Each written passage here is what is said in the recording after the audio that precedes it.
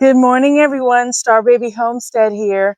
It's already getting hot out here, but I want to do a quick video on what you can do to have a sustained cucumber harvest all through your growing season. Now, if you live in hot weather like I do, zone 8B in Georgia, then you know by the time you walk outside, sometimes towards the middle or end of the season, your cucumber plants are wilted, they're brown, they're covered with powdery mildew, disease. There's army worms, there's vine borers. It's just a mess because you think that you can plant one set of cucumber plants and that they're going to survive that whole time. Well, again, if you've got months and months of a growing season, your cucumbers aren't going to make it. So what do you do? Well, I have some tips for you. Well, the first thing that we may not know, or if you're a new gardener, that cucumbers are not meant to last for an entire season, not months and months of producing, say, like indeterminate tomatoes. For the most part, they're just really kind of determinate. They put out a lot of cucumbers in a short amount of time, and they're almost guaranteed to die. They produce very quick, very fast. These cucumbers have been out here probably for about, I don't know, like a month or so, and they're already producing. They expend a lot of energy in putting out a lot of cucumbers really fast. So what do you do? Well, succession planting is the key to that. So when you first start and you put your seeds in the ground, I kind of direct sow mine. If it's a little bit frosty and it's not quite time to put them in, usually about April or May is good for us. I'll sometimes just direct sow them because the seedlings, when you're trying to transplant cucumber seedlings, they can be so fickle. So I usually, as soon as they start to break out of the compost, if you're going to use seedling trays, put them directly in the ground or direct sow. So about maybe 2 to 4 weeks after you've already started your first planting of cucumbers, then start another. So what happens? Again, these start to die. They start to lose all their zest. They start to wilt in the hot sun. And especially if it's raining and it's moist, they get powdery mildew and all of these types of diseases. So it's best to have succession planting so that when your first set of plants are beginning to die, just pull them, throw them on the compost heap, and then you have a next batch of cucumbers. When those are starting to produce, or like I said, anywhere from 2 to 4 weeks, depending on your growing season, then you've got more cucumbers coming. And you can keep doing this. You can succession plant anywhere from maybe 3 to 4 times during your season up into the last frost. And I mean, if you have like, I mean, the first frost, not the last one.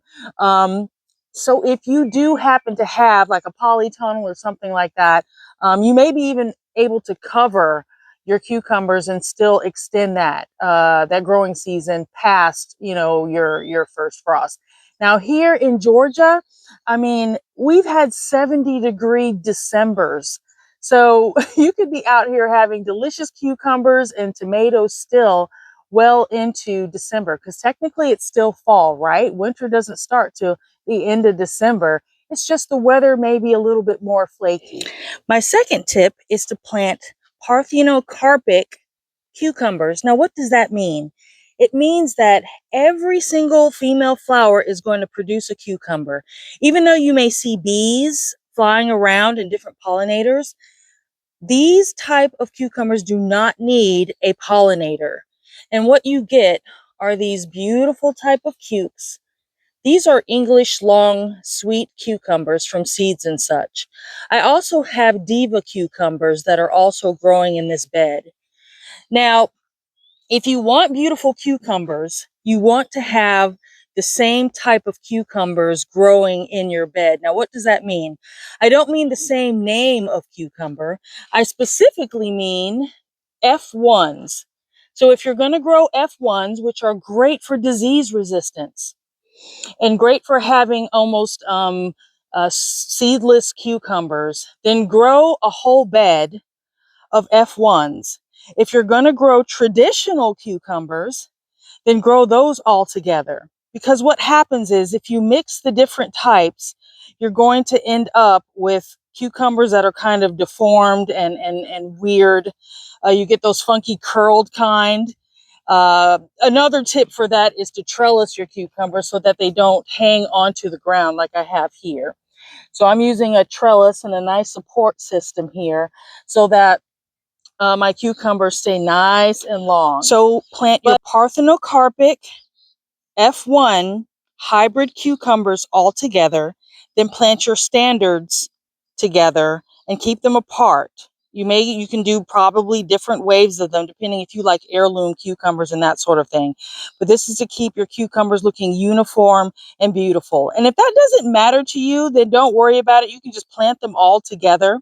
Just if you just like your cucumbers to be aesthetically pleasing and to not even risk the F1s being contaminated by some other type of disease that the standard cucumbers may have. I just like to keep mine separated. But at this point, you guys, I strictly buy the parthenocarpic and the F1 cucumbers because they're just easier to grow.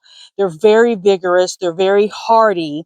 And yeah, when these start to produce, I'm going to get a whole lot of cucumbers.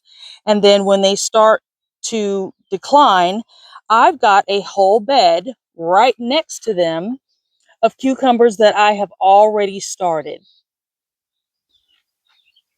My third tip for extending your cucumber harvest is to fertilize regularly. Because these plants are cranking out a lot of fruit at once, you want to make sure you use something that's sustaining them. So you can use something like an all-purpose pellet or Miracle Grow. I love and live by fish fertilizer. I absolutely love it. To me, it goes for almost every vegetable. I've even used it on potatoes. I've even used it on beans. And, you know, beans, they say you don't even need any sort of fertilizer, but fish is gentle. You could even use it on your indoor plants, probably very diluted because if not, your house is going to reek.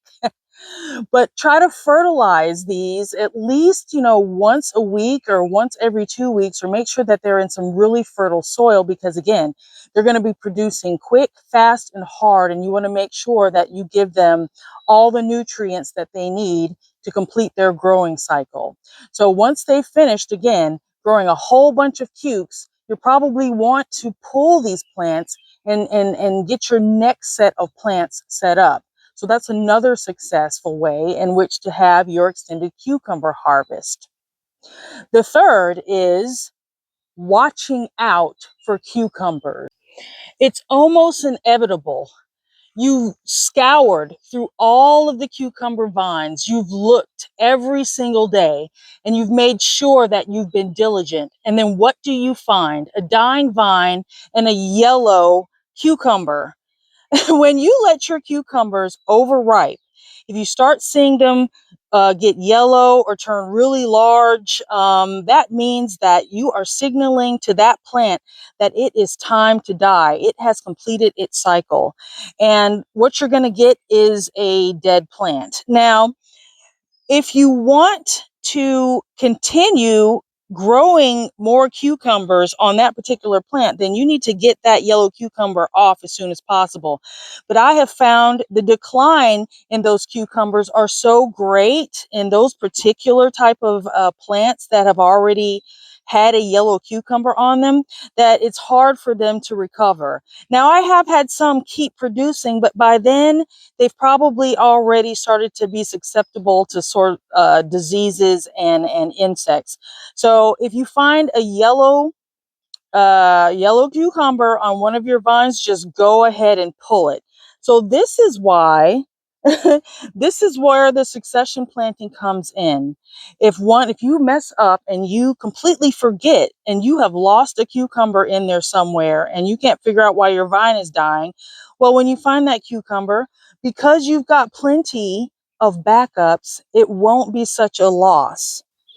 So those are my tips, everyone, on growing a successful cucumber and how to maintain your cucumber plants throughout this long growing season. So you want to remember, number one, is what type of cucumber do you want to grow? Is it going to be basic or is it going to be parthenocarpic, which you don't need pollinators for, and they produce almost seedless cucumbers. Number two, you want a succession plant. Every 2 to 3 weeks, you want to replace your cucumbers with a new sowing so that when those older cucumbers start to decline, you can just pull them and then you'll have a new batch of cucumbers that are ready to go until frost. Number three, you want to make sure that you fertilize. Use a great all-purpose fertilizer or an organic fertilizer like fish fertilizer. And four, just enjoy your cucumber season and be well, be blessed. I hope you've enjoyed this video. We'll see you next time. Bye-bye.